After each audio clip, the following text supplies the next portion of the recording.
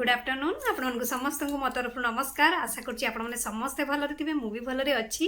चलतु वीडियो आरंभ करवा किंतु वीडियो आरंभ करने पूर्व आपण मान भितर कहीं जब आज मो चैनल नुआ था प्लीज प्रथम मो चैनल टी सब्सक्राइब कर दिंतु पाखे बेल आइकन को क्लिक करूँ जहाँफल मो नुआ नुआ वीडियो नोटिफिकेशन आपण मान शीघ्र पहुँची आपण मैंने मत सपोर्ट करेंगे आगू जावाई।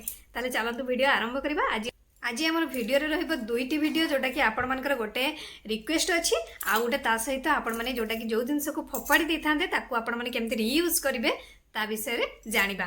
ताले चलते वीडियो आरंभ करवा। किंतु जो व्यूअर्स जनकर मोर रिक्वेस्ट थिला तांको तो बहुत बहुत धन्यवाद मते जोटा कि माने कौन मोटिवेट करथिबार वीडियो बनाया ता सहित आइडिया देथिबार जोटा कि एई टाइप रो वीडियो बनातु सेति आपण मानक मोर बहुत बहुत धन्यवाद। आपण मानकर सपोर्ट एमती थाउ आ आगु को मते सपोर्ट भी करू थांतु। ताले चलंतु वीडियो आरंभ करबा। चलंतु एडी कोन देखुचो मन दुख करी बसछ? मन दुख करी बसछि मो क्रीम गुडा सब एक्सपायर हो जाइछि। आपण माने देखि परते बहुत कॉस्टली क्रीम गुडा ये एमए रो क्रीम गुडा दामी क्रीम गुडा कारण मु तो जणे लगाए ना तो केते थरे दी थर लगेला परे मने भी न थाए अधे बेले एमती कि क्रीम गुडा रही जाइछि बहुत गुडा जाफल एबे देखिला बेलू सब डेट चली जाइछि। हौ जमा मन दुख करनी तार केमती रियूज करबा बुझलो रियूज करबा तार केमती रियूज करबा चलो देखे मु तुम केमती ताको फोपाडी बनी जमा बुझिपारलो ना जमा फोपाडी बनी तले चलन देखिवा चलन देखा केमती कोन सफा होउछि कोन करबा कोन नै आपण मन जदी भलो लागिवो निहाती हम लाइक सॉरी हमरो वीडियो को लाइक कमेंट शेयर करिवे आ ता सहित आपण मन भी अप्लाई करिवे आपण मन केमती कोन लागिला सेटा भी हमको जणाइबे कमेंट माध्यम रे। किंतु चलंतु बहुत बकबक हे जवा देखिवा कोन करबा। चलंतु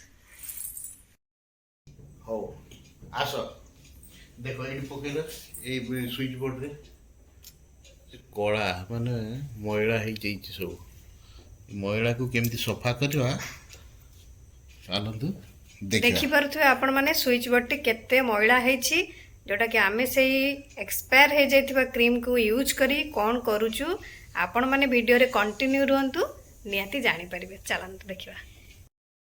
प्रथमे कपड़ा किंबा तुळा नेबे सेइथरे से एक्सपायरी हेइथबा क्रीम को लगे देबे लगे किसी समय छाड़ी देवे। देखो ये मैला गुड़ा को हिंदी कर आपण माने जानि परथुवे जोटा क्रीम को आपण माने कॉटन रे लगे नेबे नहले आपनकर तुळा हो किंबा आपण कॉटन कपड़ा नियंतु जहाँ आपनक पाखरे थिबो नेई क्रीम टी को लगे नेबे लगे नै सरला परे आपनकर स्विच बोर्ड रे आराम से ताकू लगे नेबे लगे किछि समय एको छाड़ी देबे। आपण मानकर जदी कांथरे भी जदी कोनसे चिन्ह थाए ता भी आपण मानकर रिमूव हे जिवो ए टाइप रो आपण माने लगे दिया होला कहीं स्विच बोर्ड को तो आउ पानी रे सफा करी हबनी इलेक्ट्रिक शॉक मारियो हौ बेसी समय छाड़िया दरकार नहीं। देखो देखि 1 ରୁ 2 मिनिट परे आपण माने देखि ना खाली ऑन थांतु ये देखिए किमिति सफा होउछि माने चमत्कार जादू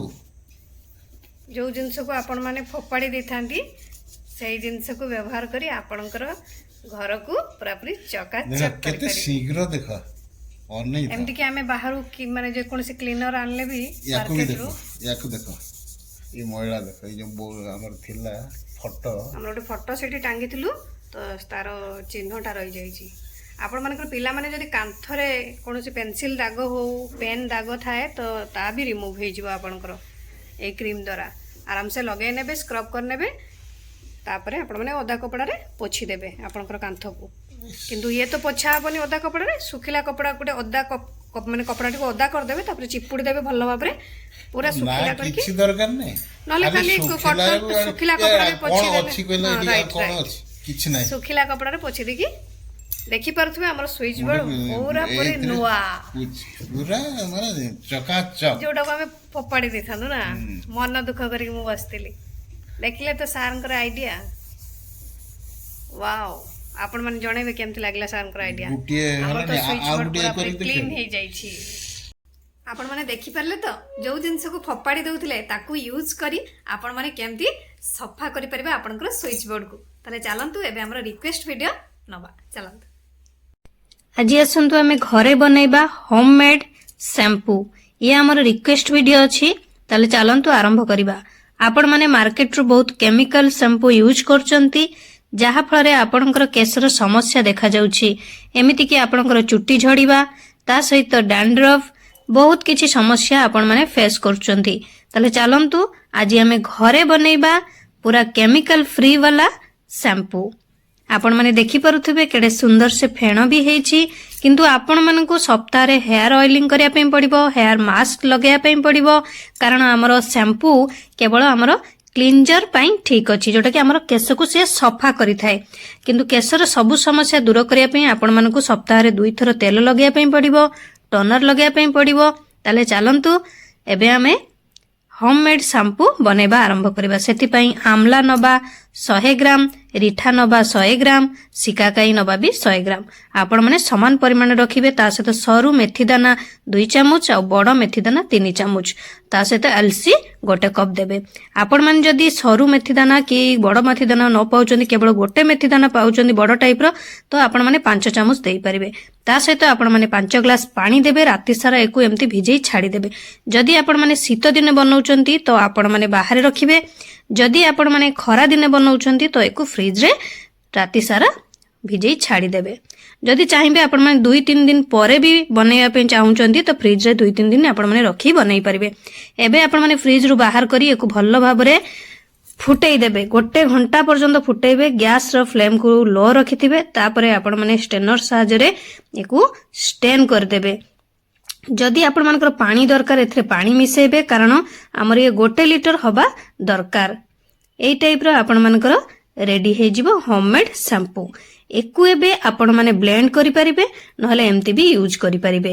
ଏକୁ ଯଦି ଆପଣମାନେ ଏମିତି ୟୁଜ୍ କରିବେ ତ କରିବେ। ଯଦି ଆପଣମାନେ ଫେଣ ଚାହୁଁଥାନ୍ତି ଅଧିକା ତ ଆପଣମାନେ ଏଥିରେ ସାମ୍ପୁ ବେସ୍ ମିଶେଇ ପାରିବେ। ନହେଲେ ଆପଣମାନେ ଯୋଉ ଆମର ପିଲାମାନଙ୍କର ଛୋଟମାନଙ୍କର ବେବି ସାମ୍ପୁ ଆସେ ତାକୁ ବି ୟୁଜ୍ କରିପାରିବେ, ଯୋଉଟାକି ମିଶେଇ ପାରିବେ। ମିଶେଇଲେ ଟିକେ ଅଧିକା ଫେଣ ହବ, ନହେଲେ ଆଉ କିଛି ନାହିଁ। ଆପଣମାନେ ପ୍ଲେନ୍ ବି ବ୍ୟବହାର କରିପାରିବେ, ନହେଲେ ଏମିତି ସାମ୍ପୁ ବେସ୍ ହଉ ନହେଲେ ବେବି ସାମ୍ପୁ ବି ମିଶେଇ ପାରିବେ। ଏବେ ଆପଣମାନେ କ'ଣ କରିବେ, ଏକୁ ଭଲ ଭାବରେ ମିକ୍ସ କରିଦେବେ। ଏବେ ଗ୍ଲିସେରିନ୍ରୁ 100 ml ନେବେ, ତାକୁ ଏବେ ଏଥିରେ ମିଶେଇ ଦେବେ। ତା ସହିତ ଆପଣମାନେ କିଛି ଅଏଲ 80 ml ପାଖାପାଖି ନେବେ। କିନ୍ତୁ ଆପଣମାନେ ସୋରିଷ ତେଲ ନେଇପାରିବେ, ବାଦାମ ତେଲ ନେଇପାରିବେ, ରାଶି ତେଲ ନେଇପାରିବେ, ଯୋଉ ତେଲ ଆପଣଙ୍କୁ ପସନ୍ଦ ସେଇ ତେଲ ଏଥିରେ ଆଡ୍ କରିବେ। ଏକୁ ଏବେ ଭଲ ଭାବରେ ମିକ୍ସ କରିଦେବେ। ମିକ୍ସ କରିସାରିଲା ପରେ ଆପଣମାନେ ଏକୁ ଫ୍ରିଜରେ ରଖି 1 ମାସ ପର୍ଯ୍ୟନ୍ତ ୟୁଜ୍ କରିପାରିବେ। ଯଦି ଚାହିଁବେ ଆପଣମାନେ ଏକୁ ଆଇସ୍ କ୍ୟୁବ ଯୋଉ ଆମର ଟ୍ରେରେ ତାକୁ ରଖି ଆପଣଙ୍କର ଶ୍ୟାମ୍ପୁ ବାର୍ ଭଳି ବ୍ୟବହାର କରିପାରିବେ। ନହେଲେ ଆପଣମାନେ ଯଦି ଚାହିଁବେ ଏକୁ ଗୋଟେ ଖାଲି କଣ୍ଟେନରରେ, ଯୋଉଟାକି ଖାଲି ବୋଟଲରେ ଭରି ଆପଣମାନେ ଶ୍ୟାମ୍ପୁ ୟୁଜ୍ କରିପାରିବେ। ଶ୍ୟାମ୍ପୁ ବାର୍ ଭଳିଆ ୟୁଜ୍ କରନ୍ତୁ, ବା ଆପଣମାନେ ଲିକ୍ୱିଡ ଶ୍ୟାମ୍ପୁ ଯେମିତି ବୋଟଲରେ ରଖି ଭରି ୟୁଜ୍ କରିପାରିବେ। ଏକୁ କେମିତି ୟୁଜ୍ କରିବେ, ଯେମିତି ଆପଣମାନେ ନର୍ମାଲ ଶ୍ୟାମ୍ପୁ ୟୁଜ୍ କରନ୍ତି ସେଇ ଟାଇପ୍ର ୟୁଜ୍ କରିବେ। କିନ୍ତୁ ଯେତେବେଳେ ଆପଣମାନେ ଶ୍ୟାମ୍ପୁ କରିସାରିବେ, ଆପଣମାନେ କେଶଟିକୁ ଭଲ ଭାବରେ ଶୁଖେଇବେ, ତାପରେ କୁଣ୍ଡେଇବେ। ଦେଖିପାରୁଥିବେ ଆମର କେଡ଼େ ସୁନ୍ଦର ଫେଣ ହଉଛି। ଆଉ ମାର୍କେଟରୁ ଶ୍ୟାମ୍ପୁ ଆପଣମାନଙ୍କୁ ଦରକାର ହବାର ବି ନାହିଁ। ଆମର ଇଏ ସୁନ୍ଦର ସା ଶ୍ୟାମ୍ପୁ, ବହୁତ ସୁନ୍ଦର ଫେଣ ହବ, ବହୁତ ସୁନ୍ଦର ସଫା ହବ। କିନ୍ତୁ ଆପଣମାନେ ମନେ ରଖିଥିବେ, କେଶ ଶୁଖିଲା ପରେ କେଶ କୁଣ୍ଡେଇବେ। ଓଦା କେଶ କେବେ ପାନିଆ ଲଗେଇବେ ନାହିଁ। କେଶ ଝଡ଼ିଥାଏ ବା 2 ମୁହାଁ ହେଇଥାଏ। ଏଇ ଟାଇପ୍ରେ ଆପଣମାନେ ଘରେ ହୋମମେଡ୍ ସାମ୍ପୁ ବନାନ୍ତୁ। ଆପଣଙ୍କର କେଶର आशा करुच्ची आपको 2टी वीडियो भल लगी। जदि भल लगी निहाती आपण फ्रेंड सर्कल में शेयर करदे। ता सहित आपने लाइक कमेंट शेयर सब्सक्राइब करने भी भूलें। मत विदाय दिंतु। नमस्कार।